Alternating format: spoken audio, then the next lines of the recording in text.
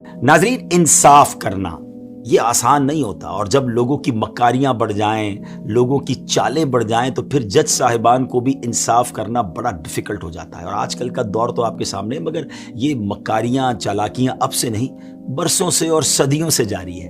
مولا علی شیر خدا کرم اللہ تعالی وجہ الکریم کی کیا شان ہے، اللہ نے کیسا علم عطا فرمایا، کیسی ذہانت عطا فرمائی۔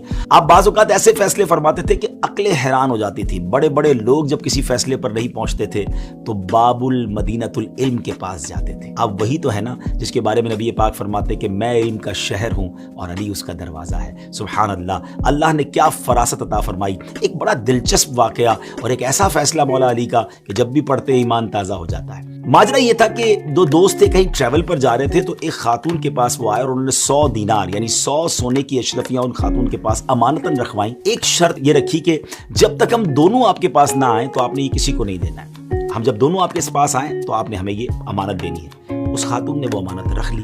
کچھ عرصے کے بعد ایک دوست آیا، بڑی رونی سی صورت بنا کر کے، مجھے وہ میرے پیسے، میرا جو مال ہے وہ دے دیں۔ تو خاتون نے یاد دلایا کہ آپ ہی نے تو فیصلہ کیا تھا، آپ ہی نے یہ شرط لگائی تھی کہ دونوں ساتھ آئیں گے تب یہ مال میں نے دینا ہے۔ تو کہا بات یہ ہے کہ میرے دوست کا انتقال ہو گیا ہے، اب تو وہ نہیں آ سکتا۔ اس نے کافی رونا دھونا مچایا۔ خاتون نے کہا نہیں، آپ نے تو مجھے کہا تھا دونوں آئیں گے تو وہ دیں گے۔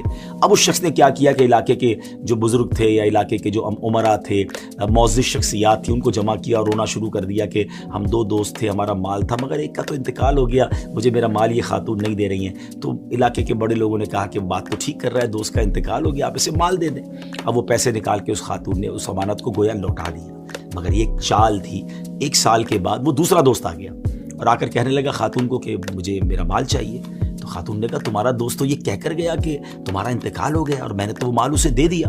اب اس نے بڑا غصہ کیا اور کہا یہ کیسے ہو سکتا ہے، ہماری تو شرط ہی یہی تھی کہ آپ دونوں جو ہے وہ جب آئیں گے جبھی وہ مال دیں گے۔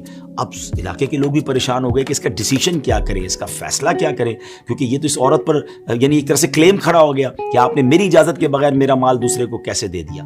اب جناب یہ سارا معاملہ شیر خدا مولا علی کرم اللہ تعالی وجہ الکریم کی بارگاہ میں لایا گیا، اور جب مولا علی شیر خدا نے تمام واقعہ سنا تو سبحان اللہ، آپ نے جو فیصلہ سنایا نا، وہ کہتے ہیں نا بڑے لوگوں کی بڑی باتیں، ایک لائن میں گویا مسئلہ آپ نے حل فرما دیا۔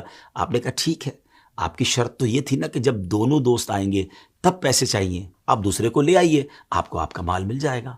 سبحان اللہ، جیسے یہ جواب دیا تو وہ خاتون بھی خوش ہو گئی، علاقے کے لوگ بھی سمجھ گئے کہ اگر دوسرا دوست پہلے مال لے کر جا چکا ہے اور یہ والا دوست اسے لے کر آ جائے گا تو مال تو اسی کے پاس ہے، معاملہ سارٹ آؤٹ ہو جائے گا۔ تو سبحان اللہ، وہ بھی چلا گیا اور وہ عورت جو ہے وہ بڑے نقصان سے بچ گئی۔ تو کیا بات ہے، مولا علی شیر خدا کرم اللہ تعالی وجہ الکریم کی اللہ ان کی برکتیں ہم سب کو نصیب فرمائے۔